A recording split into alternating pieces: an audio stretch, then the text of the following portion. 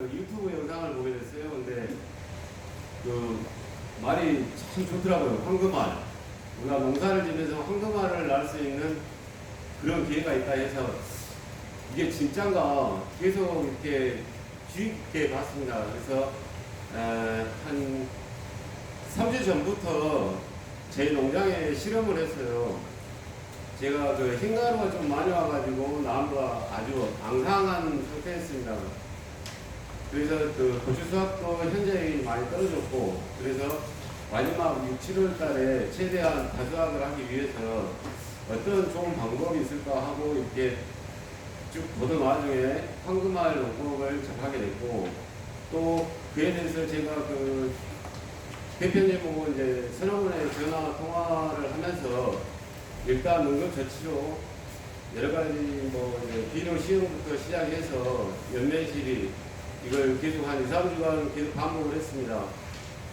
이제 정확한 데이터는 아니지만 사실은 그 무인 방제기가 없다 보니 직접 촛대를 들고 하다 보니까 조금 바로 많은 차이점은 안 났어요. 그렇지만은 다른 농가를 돌아다니면서 또 이렇게 테스트 해보고 했을 때는 이 황금알 농법이 아마 순천 이 농산물 생산하는데 큰 소득원이 되고 올 이제 하반기에 가을 이제 농사 준비하실 때 지금부터 사람들이 서서히 같이 이 황금알 농법을 배워서 하신다면 아마 내년 이맘때 정도면 아주 각 농가 사장님들 얼굴에 웃음꽃이 피울 거라고 생각합니다. 오늘 이렇게 그 바쁜 와중에도 창원에서 이렇게 또 저희들 이야기를 듣고 일부러 직접 찾아오신 황금알 대표 박기현 대표님을 앞으로 모시겠습니다. 박수 한번 쳐주십시오.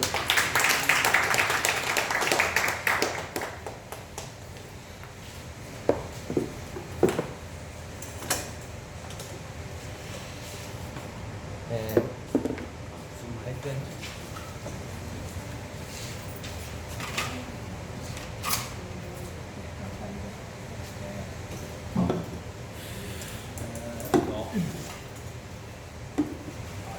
반갑습니다.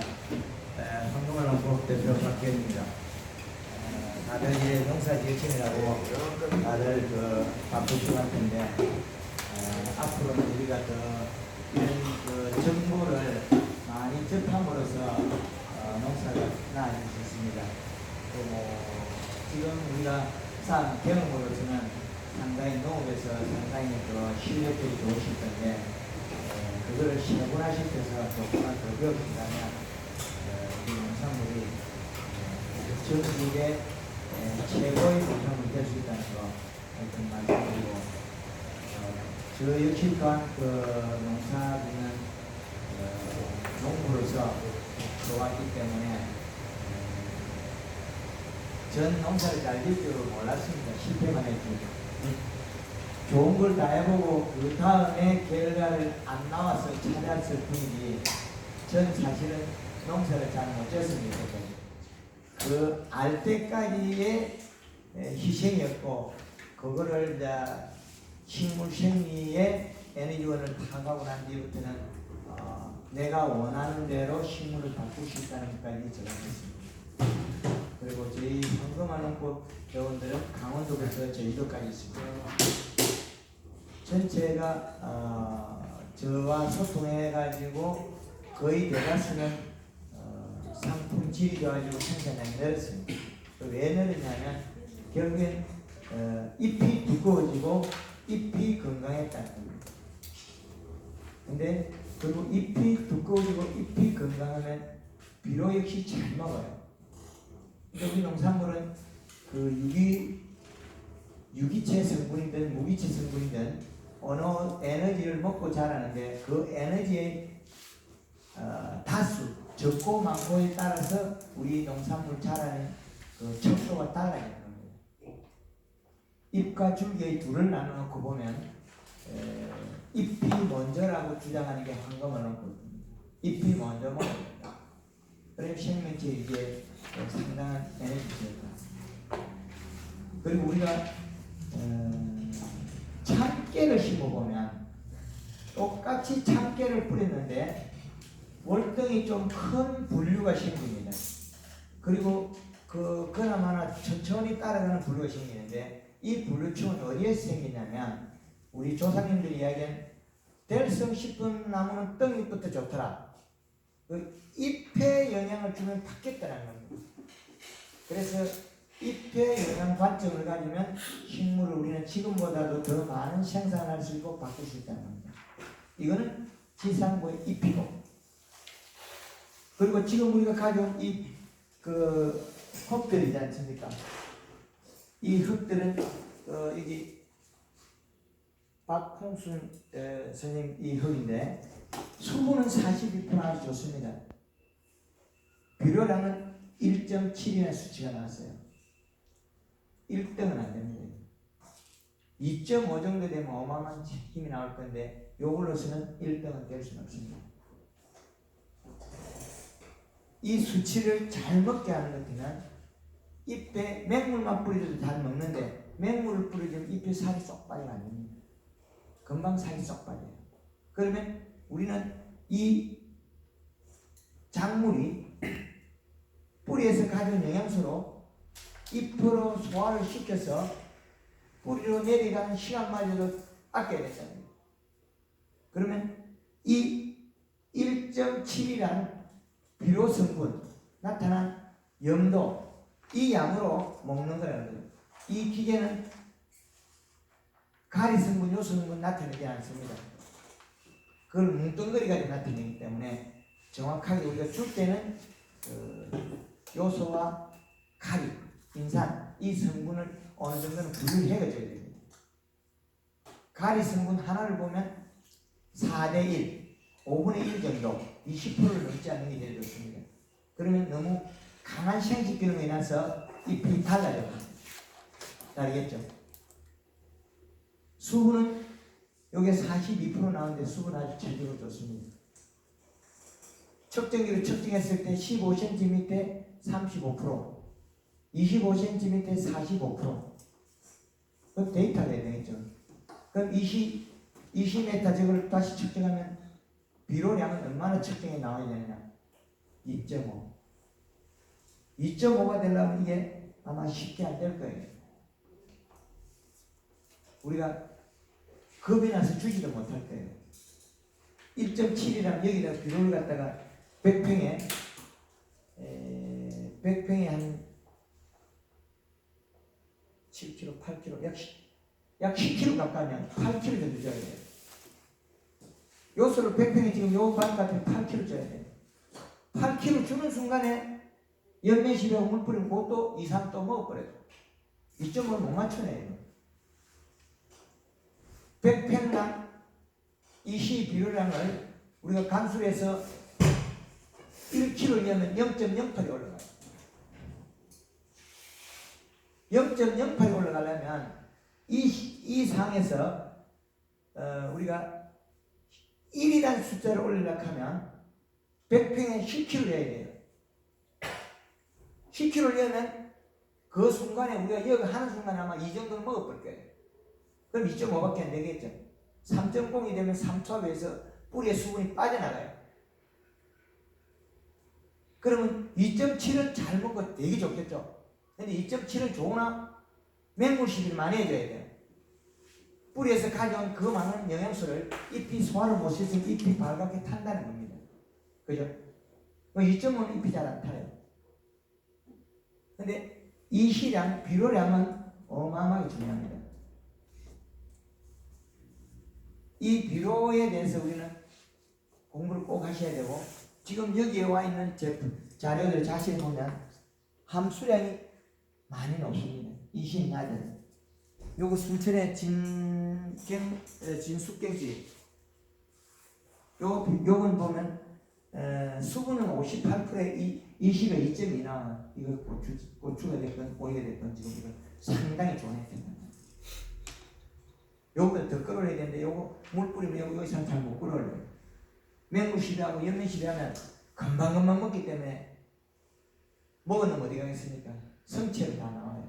그렇기 때문에 이 시 잘 못 끓여요. 제가 놀랄 만큼 집에도 다 먹어요. 그런데 단 황금 어느 법 안 하면 안 먹어요.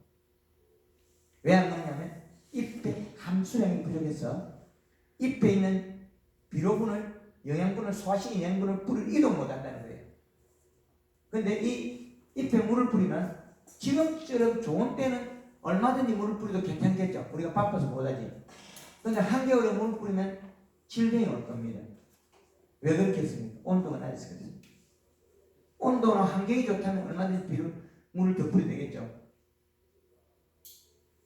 황금어는 보면 식물 선체를 이용해서 자기 몸에서 움직일 수 있는 에너지를 최대한 활용하는 거예요.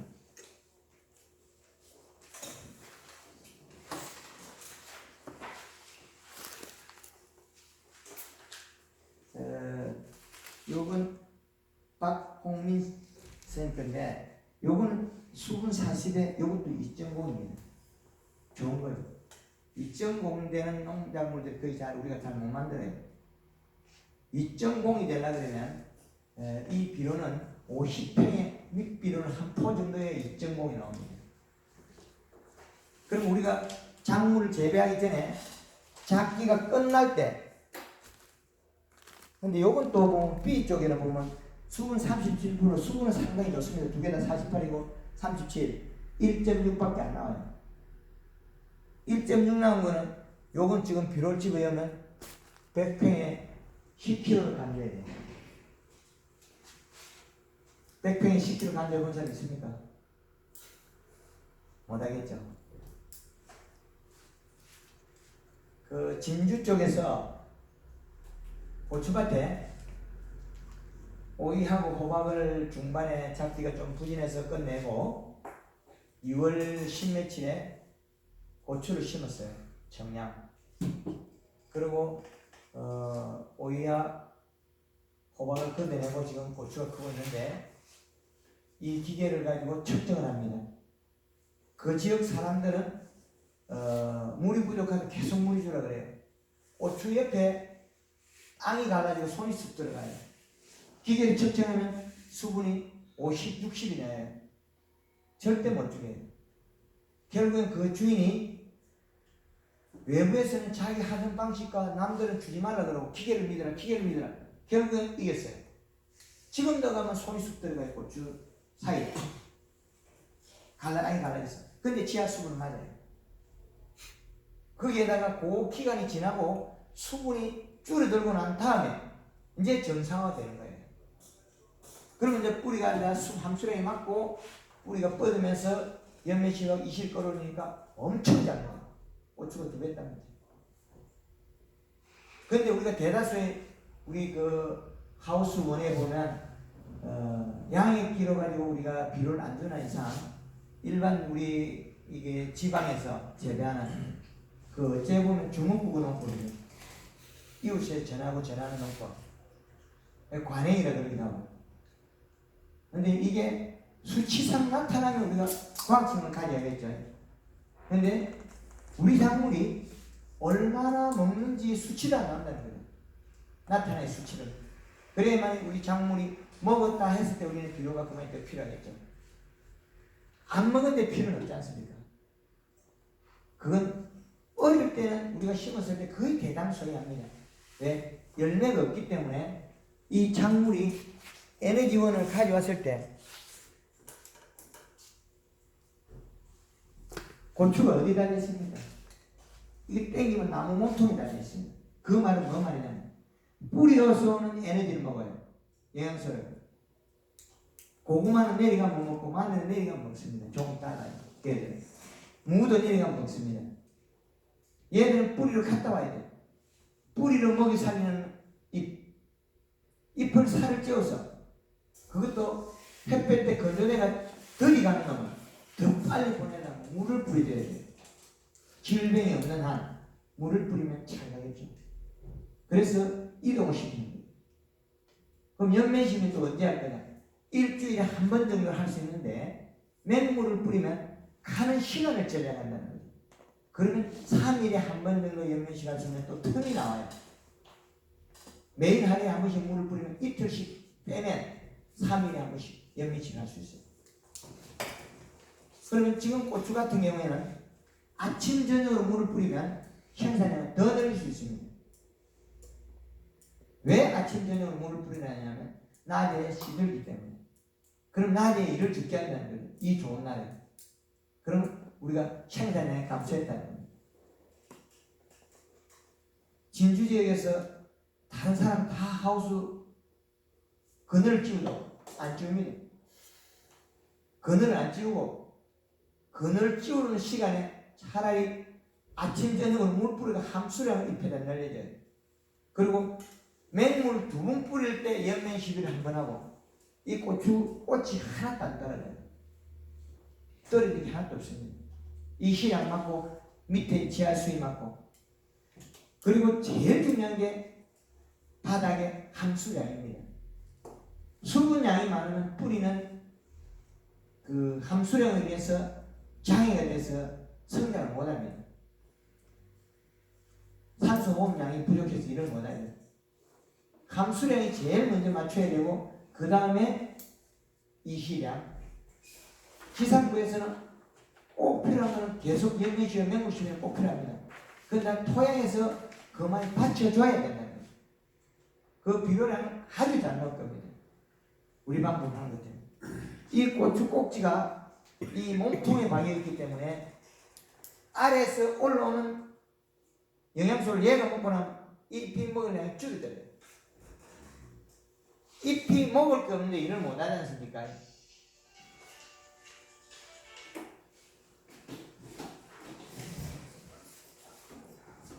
요 잎 두께는 아직 많이 얇습니다. 많이 얇아요. 그리고 얇고 이건 도장순 따왔죠? 도장순 아닙니까? 이 고추. 맞아요. 그렇죠. 그리고 아까 이거는 원대수입니다. 예, 이 도장순은 차라리 제거하는 게 낫습니다. 도장순을 왜 제거해야 되냐면 원대고에 있는. 예, 이걸 그늘만 찌지 거리가 멀어져요. 개체수가 도장순보다 여기 더 많거든요. 가지 개체수가 배가 돼요.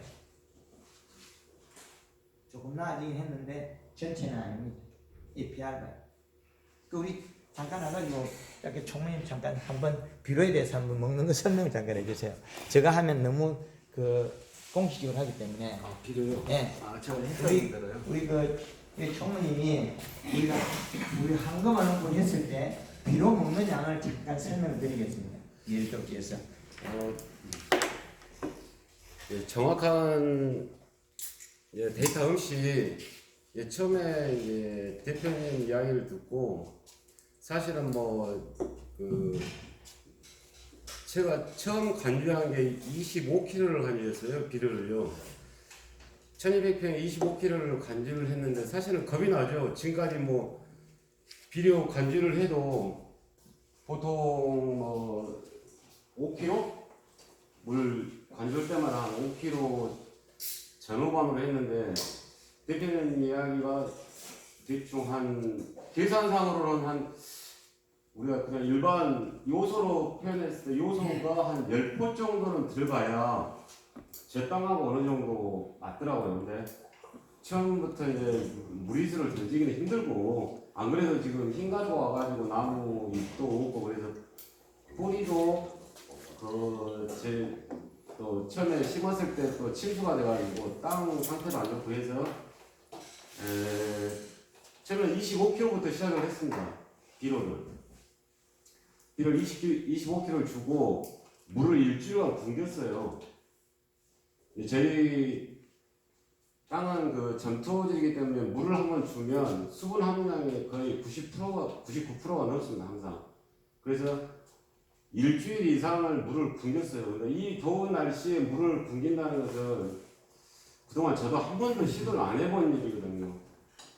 근데 이제 제가 한번 이런 생각을 해봤습니다. 제가 그 고추 수확량이 많았을 때를 생각을 해봤어요. 정식해놓고. 제가 그 처음에 심어서 3일 만에 침수가 되고 나서부터는 물을 말렸어요. 물을 빼면서 말리다 보니까 땅이 막 금이 가면서 쩍쩍 벌어졌죠. 근데 사실 그때 수확량이 엄청 많았어요. 그러면서 어느 정도 가니까 시간이 지나서 이제 내가 미쳤구나. 왜 내가 물을 안 주고 있지? 그래서 그때부터 또 해마다 물을 주기 시작합니다. 하루에 10톤씩 1200평에. 근데 나무가 약해져요. 흰가루가 더 붙고. 저 생각에는 지금까지 이런 상황을 생각했을 때 물을 많이 주고 다습하게 하면 흰가루가 없겠다라고 생각을 하고 했는데 실상 꼬랑에 물을 대고 물을 많이 주다 보니까 나무는 더 뿌리가 죽으면서 나무는 더 힘들어지고 그러다 보니까 생산량도 서서히 줄어들고 흰가루는 흰가루대로 더 거지더라고요. 그래서 이제 황금알 대표님하고 통화를 하면서 물 함수를 줄여야 된다. 35%대까지 낮추시라고 하더라고요. 근데 저희 땅에서는 35%까지 낮출 수가 없어요. 옆에 이제 벌써 뭐 너네 물 다 내버리지 뭐 수위가 올라가기 때문에 안 되는데 그래서 일단 그러면 물은 주지 말아보자. 뭐 그래서 요즘에도 거의 저는 일주일에 한 번 이제 물을 주는데 1200평에 한 2톤 줍니다. 2톤. 그리고 비료도 거의 뭐 그 2톤 잠깐 그물에 뭐 비료는 거의 20kg 이상씩 해가지고 줘도 이씨 농도가 안 올라가더라고요. 이게. 그리고 이제 아까도 말씀드렸지만 제가 그 무인 방직이 어렵다 보니까 아침, 점심, 저녁으로 이렇게 그 물을 뿌려줘야 되는데 그렇게 못하고 오후에만 제가 이제 한 2시간 정도 해가지고 꼬락꼬락 다니면서 해주고 왔는데 비료를 그렇게 뭐 20kg 이상을 준다 해서 이씨 테스트기로 테스트할 때 한 0.3 정도 올랐었는데 그것도 뭐 연면 그 물로 또 한 2, 3일간 줘버리면 그냥 또 이씨가 뚝 떨어진다. 그래서 지금 나무 상태는 아주 뭐 흰가루로서 이게 다 떨어졌던 것도 다 다시 복구가 됐고 이제 다음 주부터는 이제 정상 궤도로 올라와서 제가 수확을 원하는 만큼은 다음 주부터는 다시 수확을 할 수 있을 것 같아요.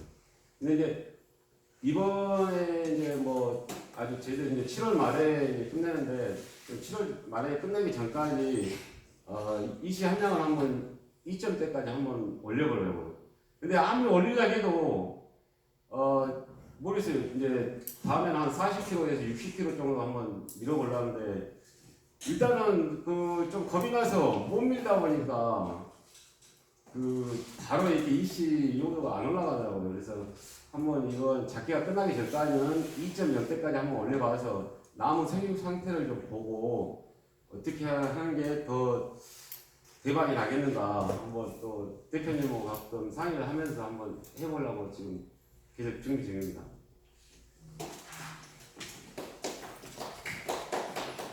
예, 감사합니다. 우리가 지금 알고 있던 내용하고 좀 다를 수 있습니다. 왜 그러냐면 이 식물 구조에 따라서 이 먹는 양이 달라요. 그리고 우리가 물을 안 뿌렸다면 또 적게 먹어요. 저희 황금알 농법을 했을 때 마늘밭에 비료를 아무리 뿌려도 비료 양을 채울 수가 없습니다. 연면시배하고 스프링클을 돌려보면 잎에 있는 영수가 뿌리로 가서 다 먹어버려요. 그리고 저희 농법을 하면 뿌리가 너무 많아서 나무가 단단해져요. 뿌리 양이 넓어서 뿌리가 안 뽑히고 양에게서 쓰면 양의 밑에 배수구 구멍을 다 막아버려요.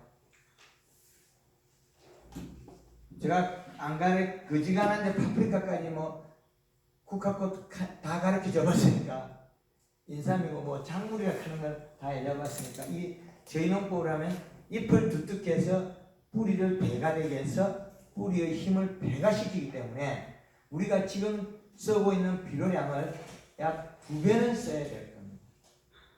측정을 해가면서 쓰셔야 돼요. 그 측정을 안 하면 결국에 우리가 하우스에 물을 주고 있는데 주지 않아야 될 시간이 준다는 거죠. 주지 않아야 될 시간. 주지 않아야 될 시간에 주면 그 함수량, 제일 장에 많은 게 수분량이라는 거예요. 이 수분량이 장애를 주기 시작하면 이건 우리가 바르는데 시간이 많이 걸려요.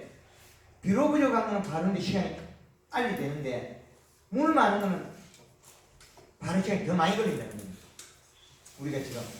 근데 이 함수량을 갖다가 많이 낮춰야 돼요. 우리 총무님 방금 말씀하신 것처럼 우리가 주고 있는 이 그 수분량 때문에 생산량이 감소하고 비료량이 너무 작다는 거예요. 이 시량이 너무 낮아요. 우리가 여태까지는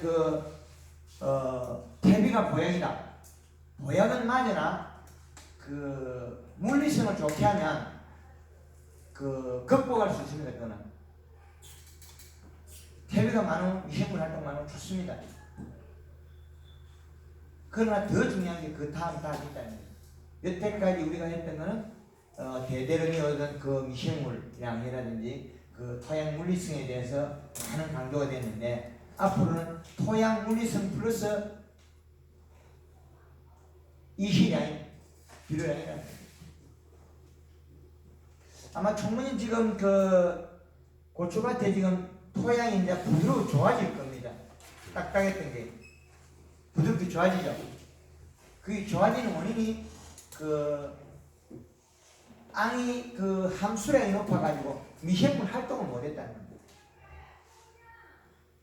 딱딱했던 게 이제 풀리는 원인은 미생물 활동을 잘한다는 겁니다. 더 좋아지고 있습니다. 그리고 비료가 그래 가도 미생물 활동을 잘 할 거예요. 이 씨를 먹고 없어지기 때문에. 그리고 이렇게 우리가 저희 농부 했을 때 처음부터 하면 그 땅이 안 갈라지는데 중간에 하면 땅이 갈라져 버려요. 손이 쑥 들어가요. 그럼 잘못하면 우리 깜짝 놀랄 수도 있어요. 고추밭에 가면 오늘도 오다가 진저들이던데 고추밭에 가면 손이 쑥 들어가요. 이렇게 느리게 쭉 갈라집니다. 그렇게 땅이 갈라져도 지하부의 이 수분량은 높다는 거예요. 많다는 거예요. 그래서 그 수분량을 맞춰놓고는 우리 생리적인 걸 풀면 됩니다. 우리가 생리적인 걸 풀어보면 처음에는 이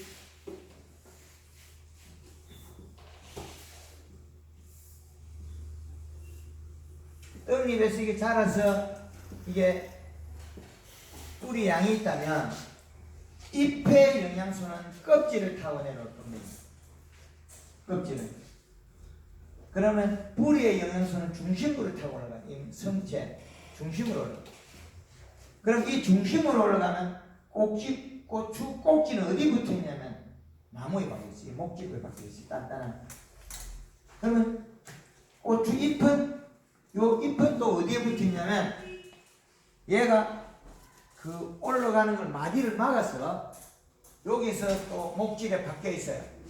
근데 고추의 꼭지의 관보다 잎의 관이 작아요. 그럼 열매는 먹어도 열매는 크고 있어도 잎은 작아진다는 논리죠.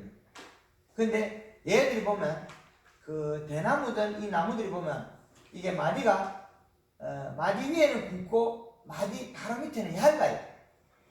삼투압으로서 빨기 때문에 얇아요. 그럼 여기는 쪼밀쪼밀하게 쫙 빨아가 여기서 다 빨아올리는 거 여기서 그냥 탁 놔버려요. 그럼 여기까지 가겠죠. 이렇게 올라가요.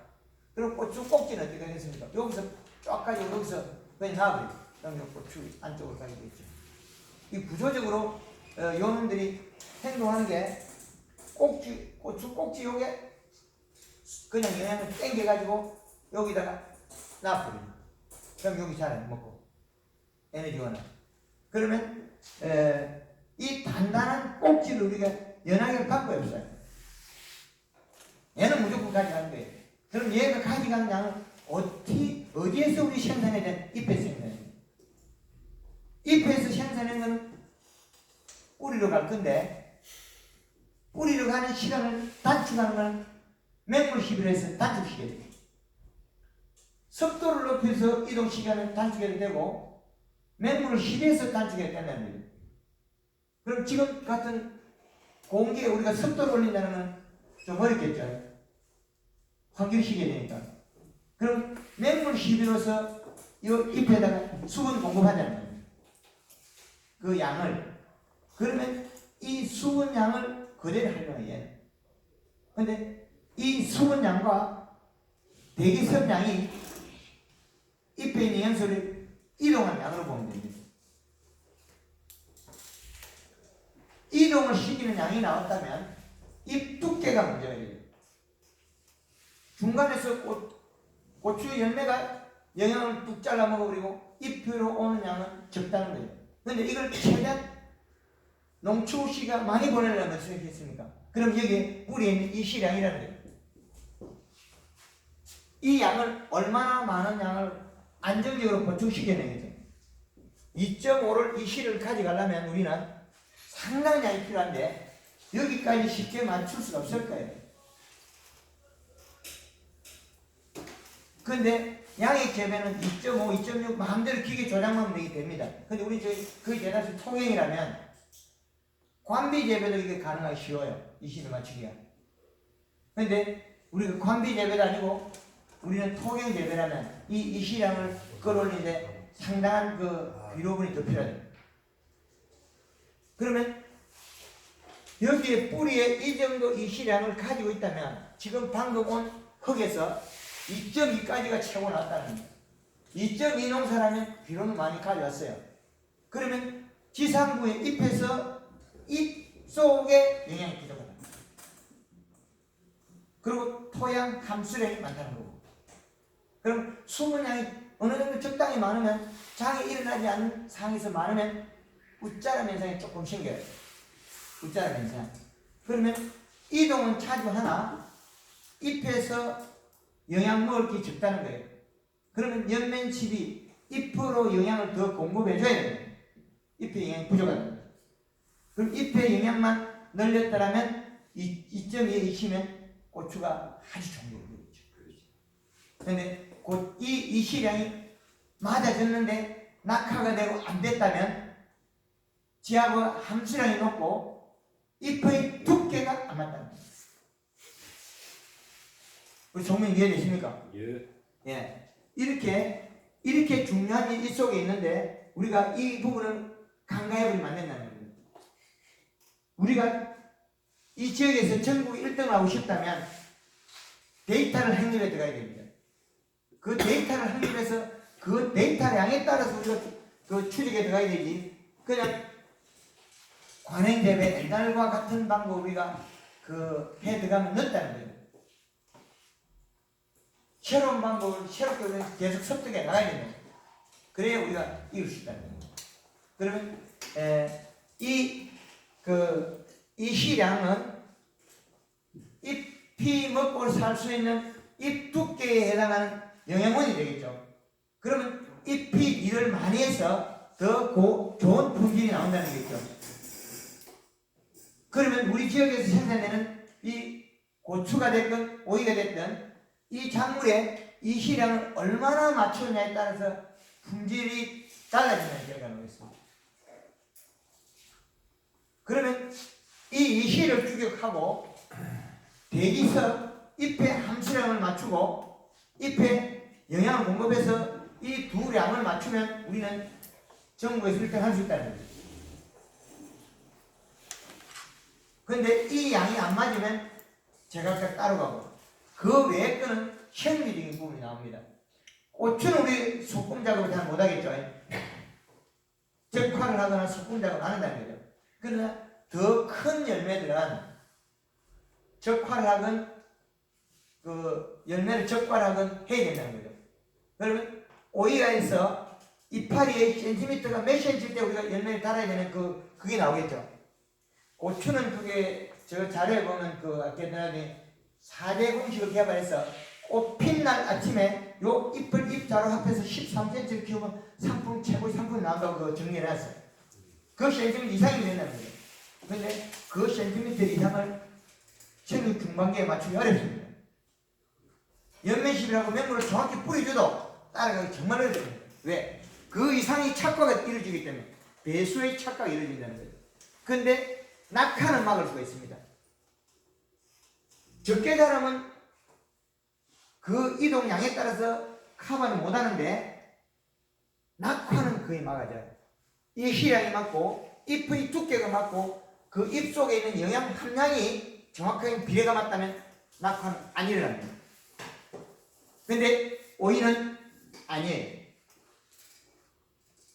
오이는 그 덩쿨 잎에 비해 가지고 그 열매의 크기가 많이 뺏어가기 때문에 가져간 양만큼 상부가 열악해지게 된다는 거죠. 많이 가져오니까 이 많이 가진 에너지를 보충해 주는 것도 한계가 있어요. 2% 보충해 줘도 그것도 못 따라가는 사실은. 그럼 이 시량이 맥시멈까지 여기다 한 2 더 올리가 2.7을 가져가 더 좋을 거 아닙니까? 2.7을 가져가서 에너지원을 더 활용하고 그 다음에 잎에 에너지를 더 주고 함수량을 늘려야 되는데 이 복병이 있겠지.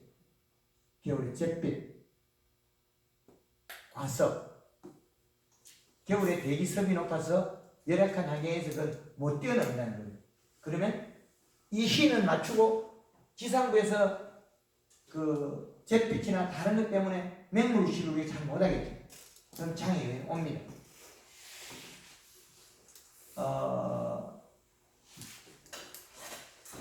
고성에서 애호박 농가가 1월달에 제가 갔을 때 애호박 농사를 망쳤어요.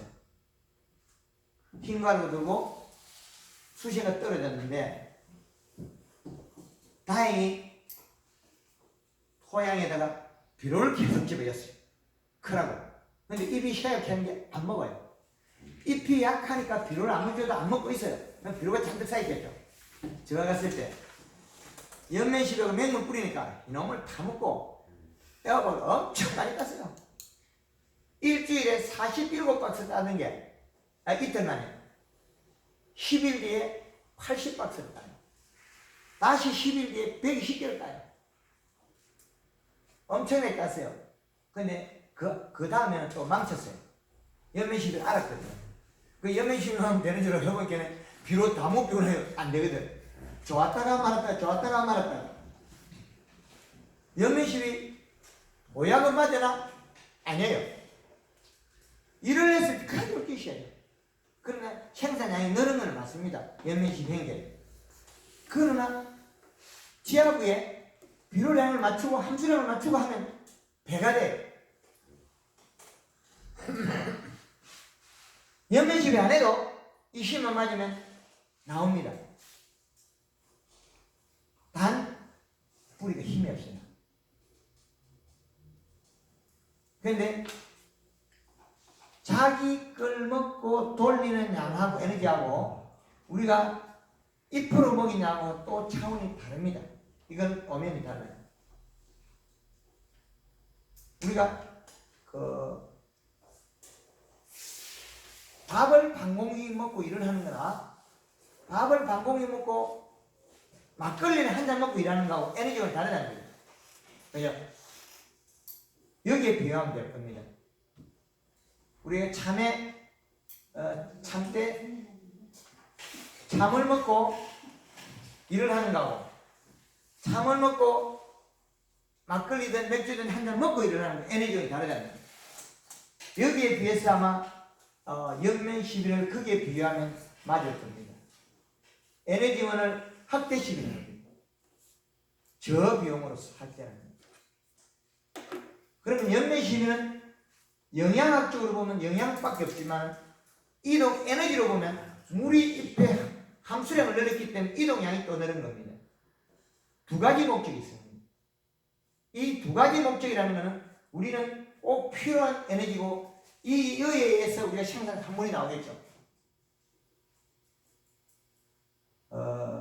이렇게 부분 그 에너지원과 같은 형태로 우리가 사용한다면 지금 우리가 하고 있는 농업보다는 상당히 많이 발전할 겁니다.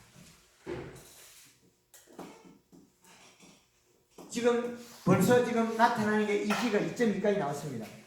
앞으로는 2.7이 나올 겁니다. 2.7의 이 시가 나온다면 최고 상품이 나올 겁니다.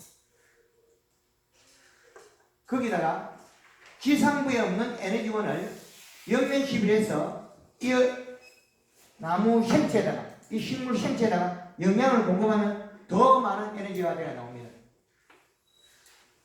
그 에너지가 우리는 단순히 뿌리에서 먹은 에너지를 활용하는 것과 지상부에서 먹은 에너지원이 다릅니다. 각자가. 뿌리에서 못 먹일 수 있는 에너지를 지상부에서는 먹일 수 있다는 거예요. 영양분이. 그러면 뿌리에 있는 영양소와 지상부 영양소는 동일하다고 봐도 무방하다는 거예요. 동일한 양으로. 그래 이렇게 둘로 나눈다면 이 동일한 에너지원은 생산산물로 직결됩니다. 우리 총무님 잠깐 해보고 저 질문 있는 거 있습니까?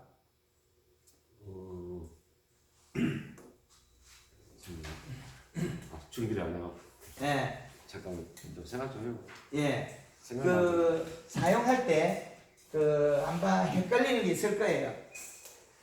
그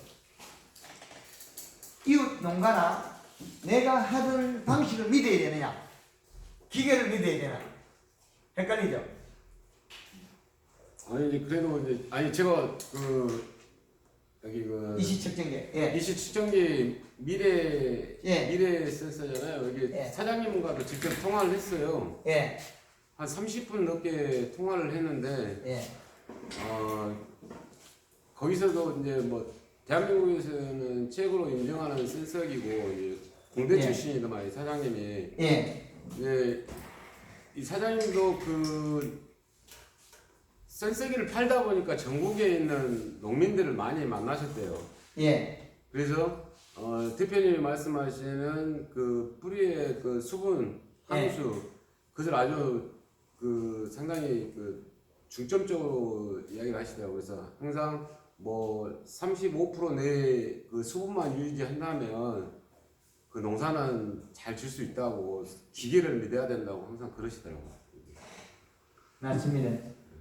이 부분이 우리가 기계를 믿어야 되는데 우리가 경험이나 또 외세가 심합니다. 그 이웃이 복병이 될 수 있어요. 얘기만 합니다. 뭘 합니다고. 비로 많이 오면 또 비로 많이 온다고 뭐라고. 그게 우리가 지금까지 준 양의 물이 너무 많았지. 그게 이제 어째 우리가 그 데이터와 합류해야 되기 때문에 그래서 제가 이렇게 노지에 재배하는 마늘하고 그리고 밭에 이래 비료를 뿌려서 그 양을 조사해가 어느 정도 수치 나온 게 100평당 1kg를 뿌렸을 때 0.08의 수치가 나왔습니다.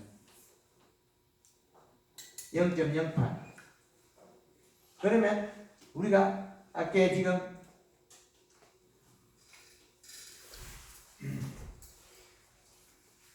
요건 0.6의 이시입니다. 비록 그 최문철 선생님 댁이요 홍내동이니까 0.08의 이시는 0.06이에요. 이거는 100평에 20kg 들어가는 거잖아요. 100평에 10kg 들어가면 0.8이 올라가요. 근데 그 양이 들어가도 얘는 안 죽어요. 죽을 수 없어요. 이 시량 지금 2.2 멀쩡할 거예요, 이게.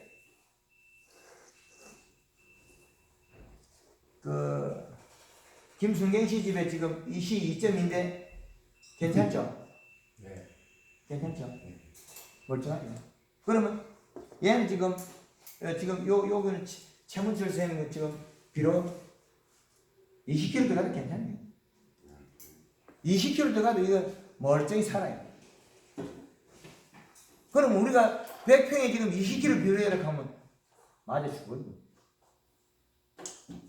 10kg씩 나누어 주시면 될 겁니다. 그걸 못 주면 5kg 주고는 기껏 안 가요. 그러면 지금 우리가 이 정도의 비료량을 먹어야 된다 그러면 이해하기 좀 어렵겠죠. 양동서 선생님 댁에는 수분 45에 2.0 이렇게 좋습니다. 상당히 좋아요. 근데 여기 보면 1.7도 있고 50에 1.7, 1.7, 1.7에 2.0. 그러면 여기서는 중상이라는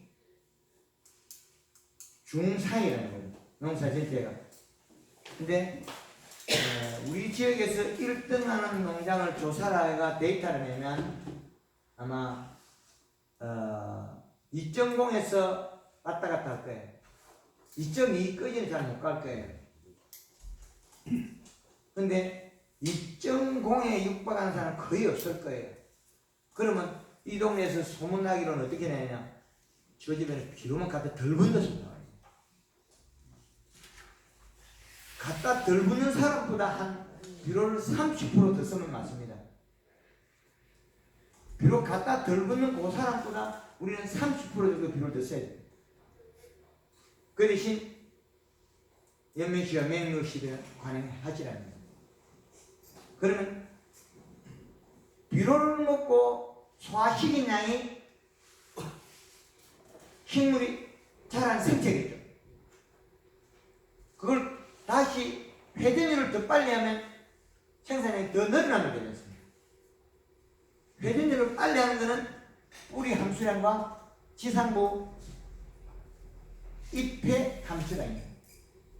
그럼 여기 통로는 탈수로 봐야 되지 영양 흡수보다는 탈수량으로 봐야 돼.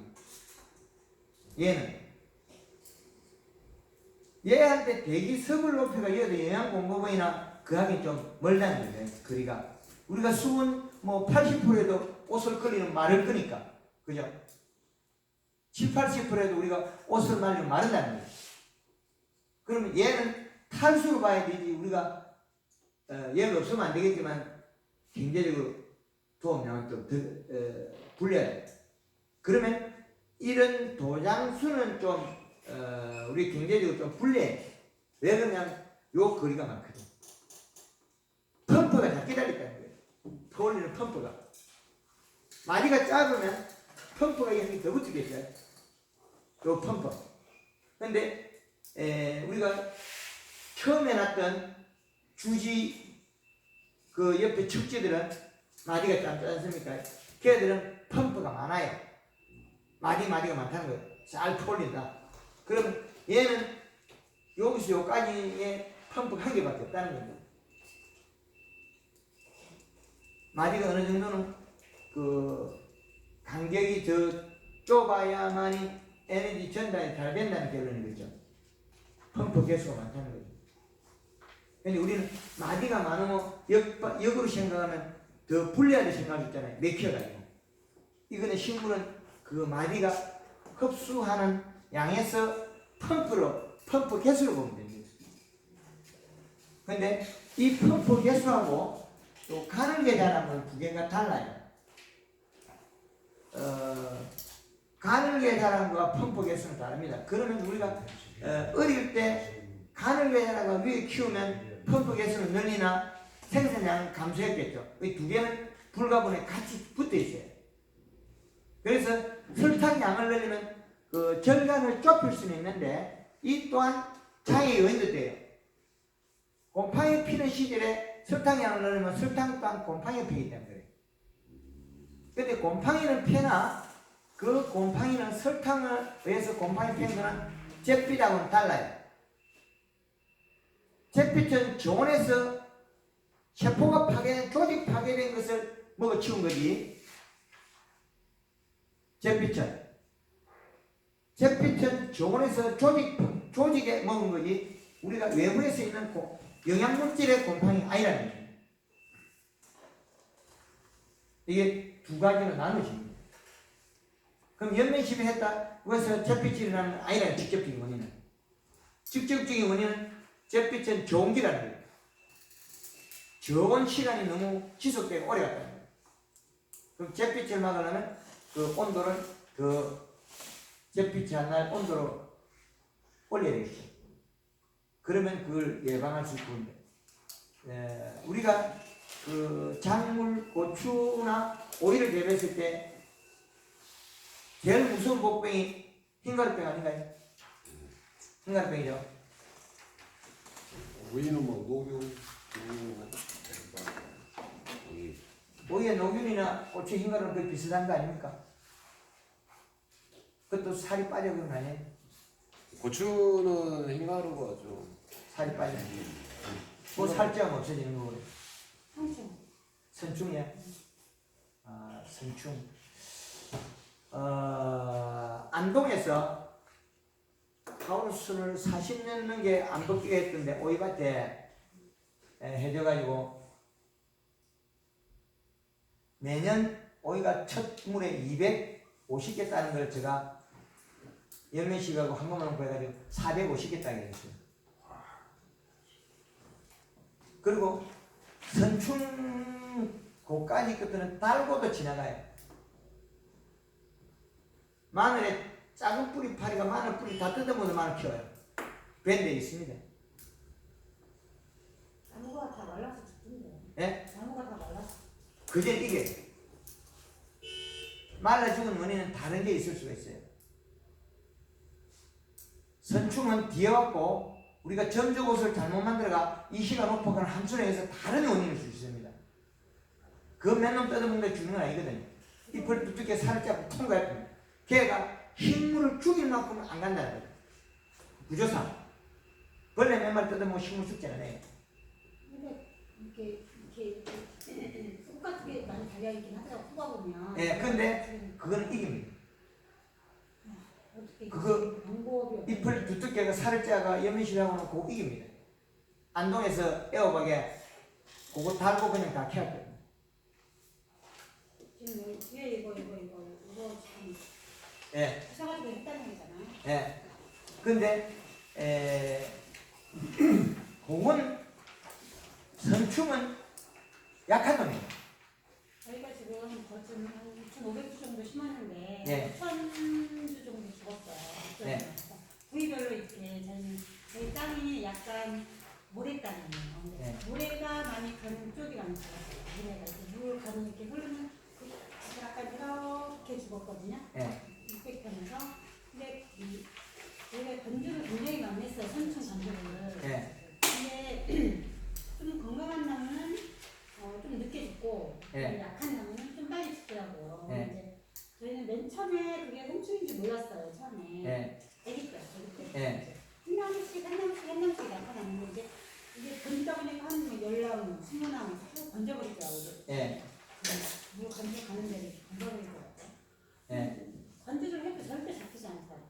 예, 건조하고 열매실이하고 해서 절대 잡히지 않아요. 예. 그게 그 어릴 때 진행이 덜 됐을 때는 그걸 통과해버리가 뿌리가 굵어져 버리면 그건 무관해요.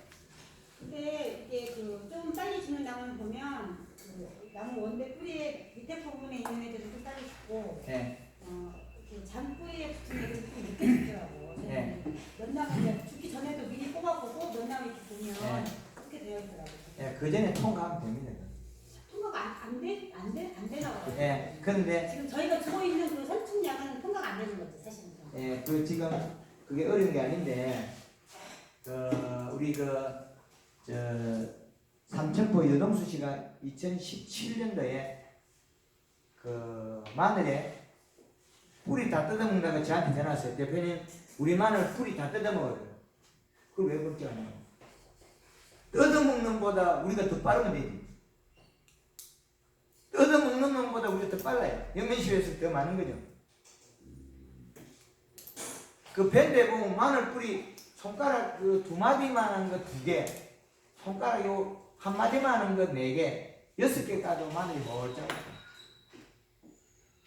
1월달에 그 마늘을 뽑아오고 마늘 테두리에 자기 종구가 이래 녹은 걸 그걸 뜯어 먹는다고 작은 뿌리 파리가 바글바글하게 붙어 있어요. 그건 뭐라겠습니까? 둘 다 웃고 있어요. 여동생이 전화. 올해도 연민실 좀 더 해야 되겠네. 뜯어먹는 놈 그거 잡으러 가면 농사 망쳐요. 선충 잡으러 가면 잘만 농사 망쳐요. 그건 뒤에 잡고 선충보다도 더 빨리 자라는데 이시량이나 지상부의 잎의 영양과 함수량을 늘려가지고 걔보다 더 빨리 자라면 그건 무관합니다. 걔가 식물을 죽이게는 안 돼 있어요. 저희는 이제 선출이 이번에 처음 왔어요. 예. 처음 왔거든요. 어떻게 대처할 줄을 몰라가지고 예. 무조건 이제 가서 그런 거 가지고 오고 뭐 이제 누가 와서 또 가지고 오고 막 이렇게 해서 했는데 안 잡히고. 예, 좀 전에 안동에 오이를 이야기했는데 그 집에 선충이 어마어마하게 많아요. 오이. 그 선충을 그대로 두고 키워요. 잎의 두께와 이 희량과 잎의 함수량 그리고 잎의 영양을 안 되면 강제적으로 먹고 있어요. 쟤는 아무거나 좀 먹어요. 강제적으로. 먹고 나면 이동시키게 돼요. 그러면 힘이 배가 돼요. 그럼 이 작물을 힘을 배가 되게 만드는 충분히 이게. 그리고 그것만 보아서는 안 될 것이 그게 환경으로 선충이 좋아하는 환경을 뭔가 하고 있는지 자세히 한번 찾아보세요. 그리고 또 이게 우리가 점적 호수도 어떨 때는 이게 잘못 만들어지게 오면 그쪽이 죽어요. 측정을 해보면 그 수분량이 많다는 거예요. 그 다음 작기에 또 영향을 미쳐요. 이런 것만 있냐면 또 대기 섭이 지나가는 바람골에 의해서 또 달라지는 경우가 있어요. 경기도 팽태에 가서는 하우스가 연동이 6개인데 하우스보다도 땅이 한 2m 높아요. 도로가 있고 여기 바람이 오고 하우스를 석동을 탁 치고 가요. 더럽히면 몇 년 동안 오이 농사가 안 돼요. 왜 그러냐? 바람꼬리에서 우리가 여기 톡 떨어지니까 바람이 착 치니까 여기에 대기습이 석동이 낮아요.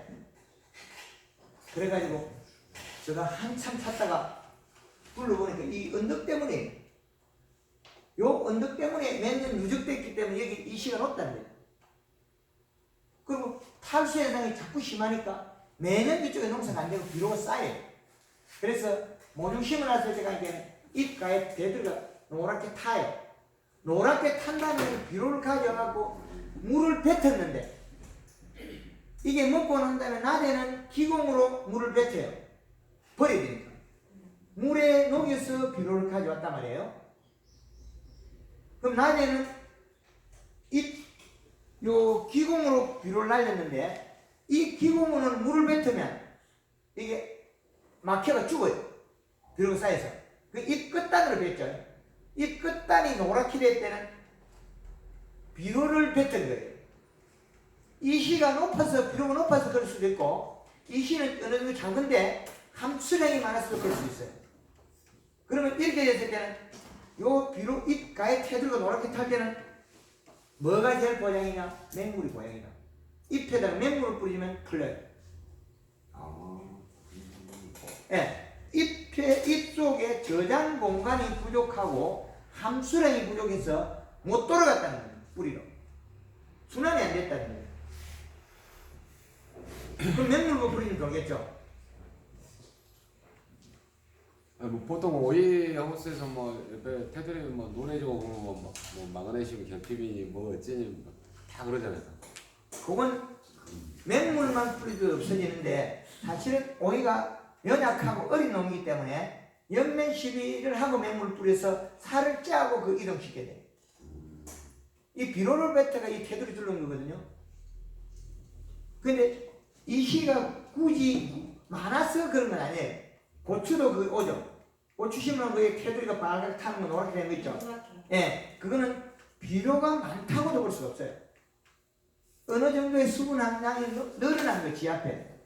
어릴 때 보면 점적호수 가까이 있을 때 그런 현상이 나겠죠. 그럼 적당한 수분 속에서 비료를 먹은 게 과하게 먹어가지고 물이 많아가 뱉었는데 그 뱉은 물 속에 비료 양이 겹겹이 쌓이거든요. 그렇기 때문에 그런 거는 맹물 뿌리면 없어지는데 우리는 정식할 때 포트에다가 조루 간주를 해가지고 조루를 간주를 해가지고 심으면 1차 연면식이 되겠죠. 그럼 낮에 맹물을 뿌려주셔야 돼요. 그날 뿌리를 만들어야죠. 이 노릇탱탱한 이끌끌한 농사 망치는 거예요. 바로 그날 살짝에 뿌리 바로 뻗쳐요. 그 다음 날도 우리 질통에 타가지고 연면 시비를 하든지 맹물 뿌리든지 해야 돼요. 그럼 낮에 맹물 한 탱이 뿌려놓고 3번이나 4번이 뿌려놓고 질통 뿌리면 그 맹물 조금 뺏겨내려요. 그래 놓고 저녁 때 한 오후 30시에서 연면 시비 싹 해놨고 그러면 금방 뿌리가 돋아서 통통해져요. 예. 이 오이가 씹었을 때 이게 우리 탱탱한 수가 있으면 몸이 살이 빠진 거예요. 근데 오자마자 살을 찌워요. 막 찌우면 이게 납작하게 커요. 농사 잘 짓는 오이가 납작해져요. 이렇게 납작해지고 쏙 올라가는데 농사 좀 못 짓는 이게 가만히 서 있다 붙잡아요. 예. 이게 달라요. 이게 요렇게 자크 요렇게 쫙 올라가야 되는데 이게 놀이 탱탱한 수가 있다 난주되면 톡 잡아요. 옆으로 그거 이제 단어로 이렇게 하면 지상부보다 뿌리 양이 적어요. 근데 바를 수는 있고 다 되나 그만큼 날짜를 까먹은 거죠. 생산량을 잃어버린 거예요. 그리고 그게 오이가 심었을 때 그 좋은 시절, 그 좋은 계절